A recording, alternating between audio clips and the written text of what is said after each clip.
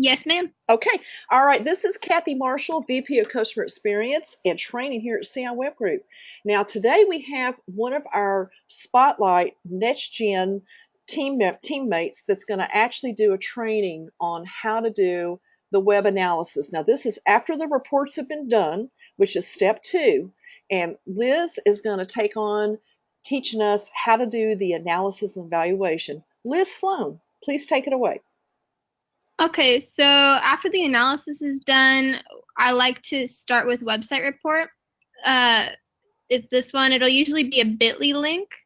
It'll take you there. Oh, this one looks like it hasn't been completed. Let's see. So sometimes this happens where it doesn't copyright or some sort of error happens and you have to redo the analysis, which can be frustrating, but that's okay. Mm-hmm. We'll just redo it. And I'm Okay, so sure you first are looking at the website report. yeah, it's just personal preference. So you could start with any of them. You could start with Silktide or Siteliner, whichever one you want to start with. But personally, I like to start with my site report. But I'm sure you know these take forever. They take just like sometimes hours. So we're just going to move on to Silktide for right now. Okay. So here it'll give you like an overview. It'll have like the little categories, social, local. You really don't, this doesn't really matter that much. You want to click on detail. And in detail, it'll have like a bunch of information on the website. So AdWords is a way to advertise. So this is important to have so that the salespeople may be able to pitch it and things like that. So I'll copy it, just everything that it says. And if it has any recommendations or anything like this, I may copy that as well if I feel like it's relevant. And then I'll come down here. And since AdWords is a marketing area, I'll just paste it right there and I'll click save. Pretty simple. And then I'll go through here and I'll decide which ones I think are relevant to the sales team and to the website. And I'll decide like, okay, analytics. It's really important for websites to have analytics like Google Analytics so that we know how the website's doing and the traffic that they have. And so this website is not using any analytics, which is really bad. So we need to make sure that we get that down. We copy, we paste it, and we put it in the notes. Now, usually I start with website report because it has more information to it. It's a little bit more detailed and it has things that are more relevant to the website. And so usually I just use the Silktide, this one right here, for like things that it may have missed. So what's really cool about Silktide is it has something called organic search, which shows the average amount of searches that the website will get. So this one is really low. It only has 50 searches a month. And then it'll give you the organic search keywords, which is what people are searching for when they click on this site. And so these are really important, I think, so that the customer gets an idea of how important it is to do SEO and search engine optimization. That's a big pitch. SEO is a big part of the money that we bring in. So including anything pertaining to SEO like this is really important to have in it. So I'll just take this part right here and I'll put it in marketing since it has to do with search engine optimization. And then I will also come down here, and usually it has about 5 top organic search keywords, but this one only has 2 because it's a very low ranking site. So I'll just take these 2. And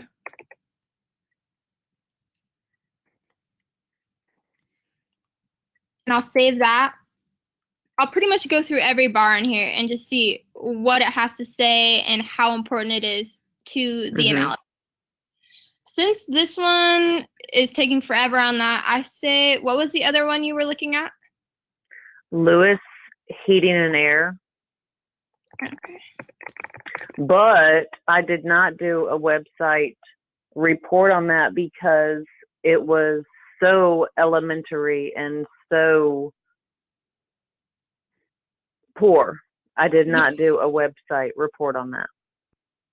Okay.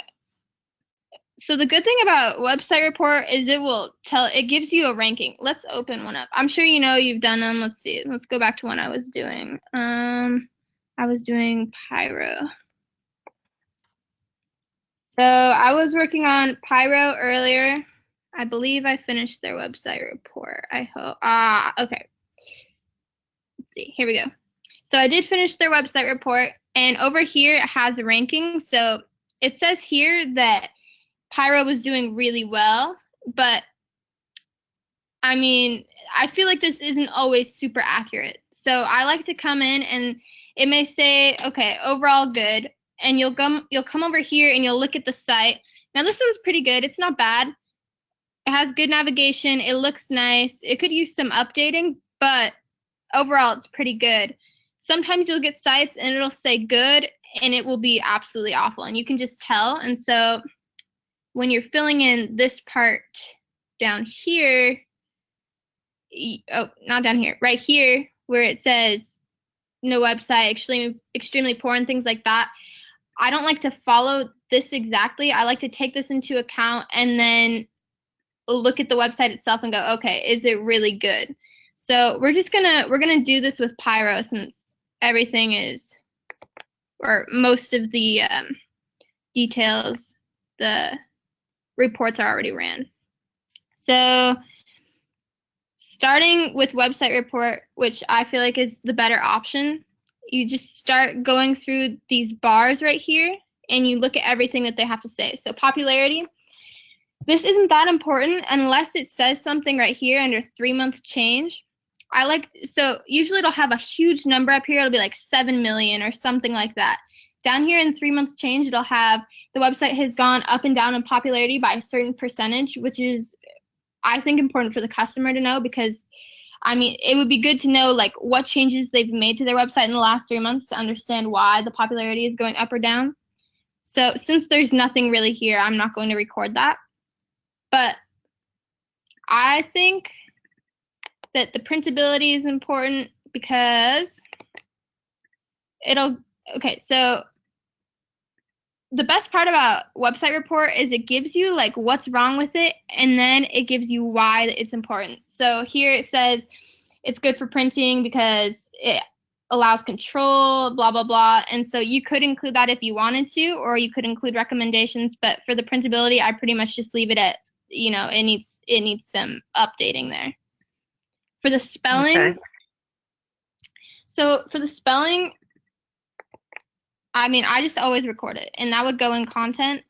But sometimes it'll say something like 1,500 potential spelling errors, which is a lot. But if you look and see how much content a website has, you'll see that it's not, like, if it has 100,000, words, that 1,500 of those being a spelling error isn't that bad. But still record it so that the salesperson can let them know, maybe you need some upgrade in your content and things like that.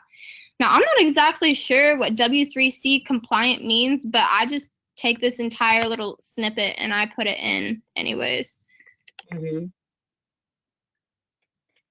But I mean, it's pretty easy. You pretty much just go through like all of these and you copy paste, you put the recommendations in, all of that. Like, it's pretty self-explanatory. I'm gonna add a little bit to that. If you could go back to that area on the WC compliant area. From what I understand on that, Karen, and Liz, this is what I remember Jennifer telling me, is that it's very difficult to make that happen on sites. It's very costly to be W3 compliant. It's a standard or a code that some sites try, and it's not necessarily something that's possible for every type of business out there to be W3C compliant. So we tend to not really put this on there, but we could probably give more detail about this later, maybe from Jennifer. But I think that's something that we kind of skip over, if I'm not mistaken. Okay. Okay. So another thing is, so the marketing. So sometimes a account will say it doesn't have a Twitter or a Facebook, but what's important to look at is you look at all of the reports to make sure. So the My Website report may say this account has no Twitter or it doesn't have a Facebook, but if you go ahead and you go to the local listings report, it may say something different. So you pretty much, you just have to cross-check everything that you do. because these site reports, they only report what they see on the actual website. Like they don't go searching the web and things like that for the Twitter account associated with this business like the local listings report does. The local listings report searches for the business's Twitter, their Yelp account, all that. I'm sure you've seen it. And the My Site report doesn't do that, so you just have to make sure that you're cross-checking. So luckily this website does have a Twitter account, and My Site report was able to find it, so I'll just put that in marketing notes. And then let's find the Facebook one. Okay. So like right here, it says that the website is on Facebook, but it just can't determine what's wrong with it. Like for some reason, it just can't find the link to the Facebook. So what I would do is I would look at the local listings report for this website and see, okay, what's wrong? Okay, it does have a Facebook, and I can go ahead and I can view that. And I can just do a quick analysis of their Facebook. So do they have everything that they need? They have reviews. They have it all optimized with their address, their phone number, all of that. They have photos. Let's see how often they post. Not very often. It looks like their last post was in 2016. So that would be something to write down in the marketing section, that they need a post. They need more posts. They need more activity on their Facebook page. So what I would do is I would take this link and I would come back to the CRM, Facebook URL, and I would put down everything that I saw right here. So even though it says that it can't find the Facebook, you have to make sure that you record that there is one. So I would take this and I would put that in there. But as a side note, I would put, let's go with Facebook was found through local listings report. And then I would record how many reviews that they have. And I would go more into depth with like what's going on with their Facebook. Like it's good that they have a call now button and it looks really well optimized, but they need more activity on their Facebook pretty much. So I would just record all of that right there. Let's see, what else is important? So search engine results. This is SEO pretty much. It says on this one, very few of the pages in this website will appear clearly in search engines, and some refinements would encourage more people to visit the site. So down here, it'll show you how they appear in a search. So it takes a couple pages from their website and it shows you what it looks like to Google and to people Googling this website. And then it tells you the issue. So in SEO, it's really important to have a description because it makes the site it makes it easier for people to find the site. So in the description, we'd often put keywords that pertain to whatever the page is about. So on the home page, we try to include as many keywords as possible, like air conditioning, heating, things like that. But on this one, it doesn't have any description. So what I would put is I would take this little snippet right here. I would bring it over to marketing. I'd put it in, and then I'd put SEO strongly recommended. Because SEO is going to bring their rankings up and how many people find the site a lot more often.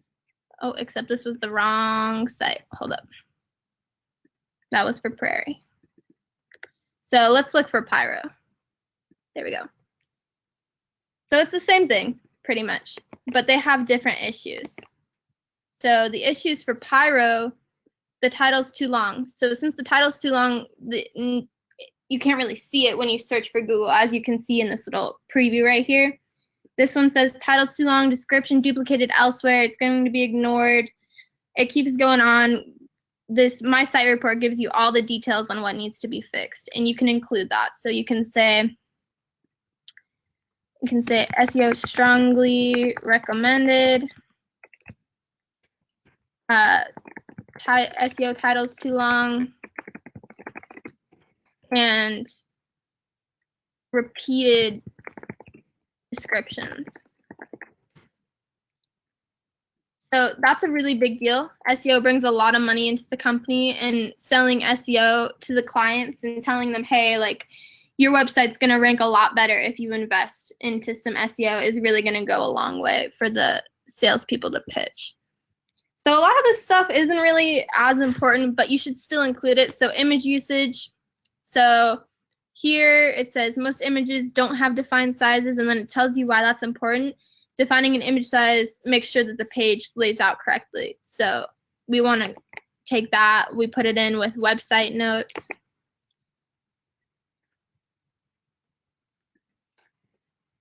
And then, oh, I did it again. I need to make this go somewhere else. There we go. So let's look at this one's image usage. So this one's better. More of its images have defined sizes, but still we want to make sure that we're saying, you know, this is something that needs to be fixed, and we can do that for you. Our company can do that. Mm-hmm. So let's go back. So a big deal for a lot of sites is what my site report likes to call freshness, and it's basically just how often the website has been updated. It looks like this one was updated 2 weeks ago. Sometimes you'll see sites that haven't been updated for like 2 years, which is insane. It'll give a little description saying up-to-date content creates a positive impression, and pretty much like, I mean, just I don't know where I'm going with this. Just include it. It's really important to make sure that they have sites that look fresh. Otherwise, you know, you ever been to a site that just does not look good? Like, you can tell that it's old. So this is also very important. This is the domain age. So you're just going to take all this information right here. And also on my website report, the date is strange. So they put the month and then the date, or they put the month, the date, and then the year. It's kind of weird, something to get used to. But luckily, like if that bothers you, Silk Tide has the domain age as well. Okay. And it's prettier. See, 7.6 years. So the older their domain age is, the better. They'll get a higher score for that. So 7.6 years is pretty good. And then I like to include their last update as well. And then we were also taught when doing website reports that we take the year from their domain and we put it in their year for business. So I think it was 2010. I would put that in their years in business. It may not be how long their business has been open, but that's just what they want us to do. And then as well, we put their state and their country in. So since we've branched into Canada, we have Canada Central, Canada West, Canada East. You just need to look up a map if you don't know where all the, like Ontario and things like that. If you don't know where they are, just look it up. So I'm pretty sure this is in the US. Let's see. Pyro is in Michigan. So we just put that right there. And that's pretty much it. You just make sure that you're taking all of the necessary information and you're putting it in the areas that you're supposed to. For this, you use my site report and you cross-check it with the actual website. There's a second part to it, and it's this, issues with design, issues with development. It pops up a little list here. The easiest way to do this, I think, is to go to the physical website and just look at it, see how it looks, and then look at this list. So obviously there's a website available, so you wouldn't click on that, but apply for financing. You would go here, you would see, all right, okay, it was easy to find financing, so that's not an issue. And you would just go through and cross-check it with the website. So, I mean, let's see. And for marketing, it would be the same thing, but you would look at local listings. So, or you would look here, you would look at the reviews. One review found, not that great. But like I said, you have to make sure you're looking at the local listings to see, okay, it has a Facebook with 86 reviews. That's pretty good. So, I mean, there's no low review count for Facebook or anything like that. So you would just go through and do all of that. Hey Liz, can you give an example of explain that to Karen just a little bit? Sorry, what was that? You broke up a little bit. Yeah, I'm getting a lot of background. Can you explain a little bit about what local listings is? Just a short little description in your mind. So local listings, pretty much, you do the CI, you go to CI web group, you put all their information in.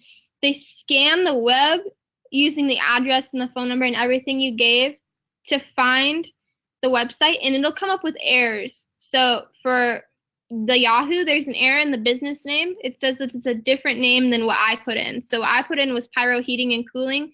It says, well, that's different. And you want to make sure that it's all the same. And then a really cool thing about local listings is it gives you the reviews and how well they're doing. So they have a Yelp account, they have a Facebook account, they don't have a Foursquare account, but you get to see they have so many reviews. So you can tell that the business is doing well. They're getting all these really good reviews, but their website isn't getting very much traffic. So it comes full circle. Everything that we do has to do with something else. So the local listings has to do with the SEO, has to do with the website, all that. I think local listings is really useful for these reports. You can really tell how a business is doing. But yeah, that's pretty much it. It's pretty self-explanatory.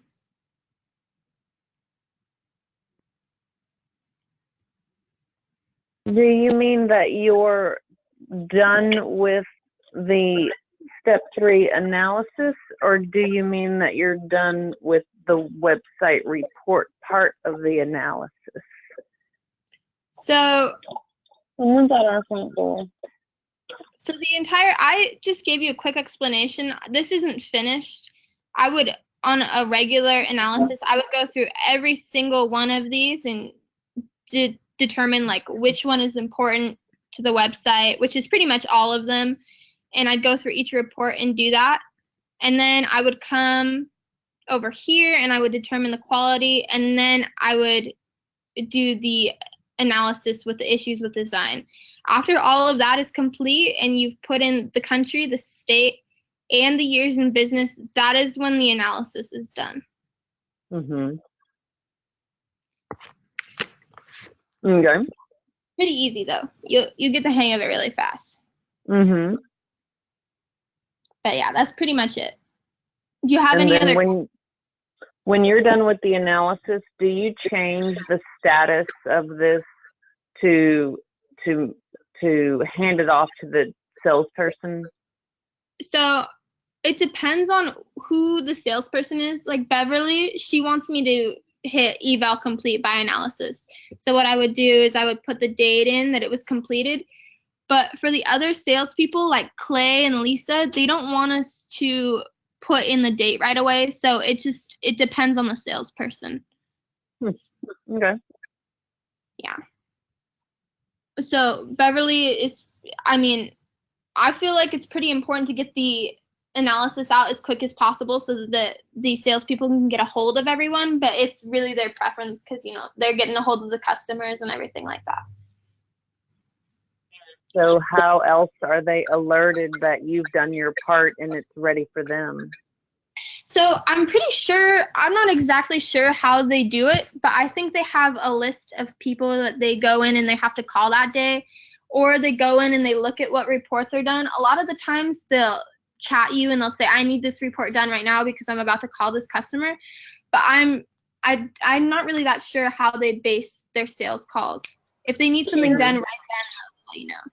Karen, what we'll do is we'll have you work with Tom Miller, who's head of VP of Sales now, and he's going to be directing the process. And so I think that it needs to be a common process for everybody. There's no special case things. I think it needs to be across the board so there's no confusion because that might be where there's some stalling of things. So I think I'm going to throw this over to Tom and let him maybe direct that question for you if you don't mind.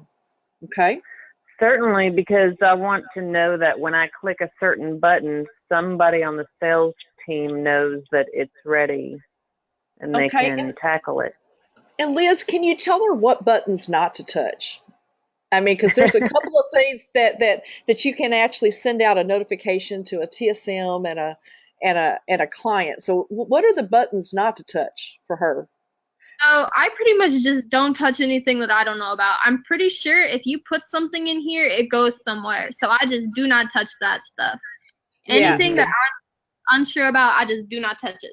So over here, Yeah. there's over on that left side, you're going to say, I think if you can scroll up just a little bit, Liz, for me, there's a spot that says sent evaluation, sent TSM evaluation.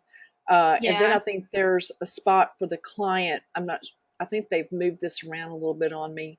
Um, but basically, the bottom line is if you, over on this left side, you may want to just avoid that area for a minute Right. until, Yeah. No. you know. Uh-uh. I just want to click one button that says I've done my part and it goes to someone else.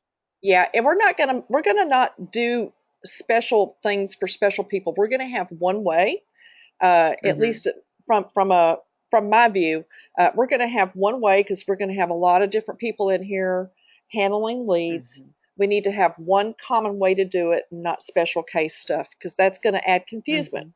So we'll just Mm-hmm. have Tom Miller uh, make that recommendation to everybody, and then across the board, Okay. everybody will have to, kind of comply. As we get bigger, Yeah. we're going to have to follow some rules. Yeah.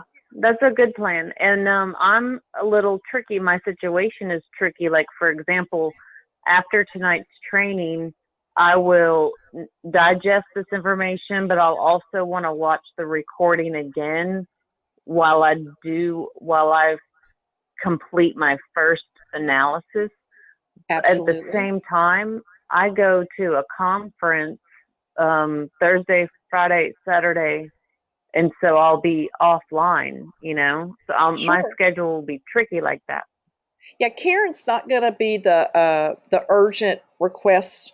She's going to be helping out when she can, Liz, and just doing this kind of on the side just to kind of get her feet wet with CI Web Group. And Karen, we're so glad to have you here. It'll be a lot of fun having you with us. Yeah, Um, we Yeah, me too. help. It's so we have a lot of reports.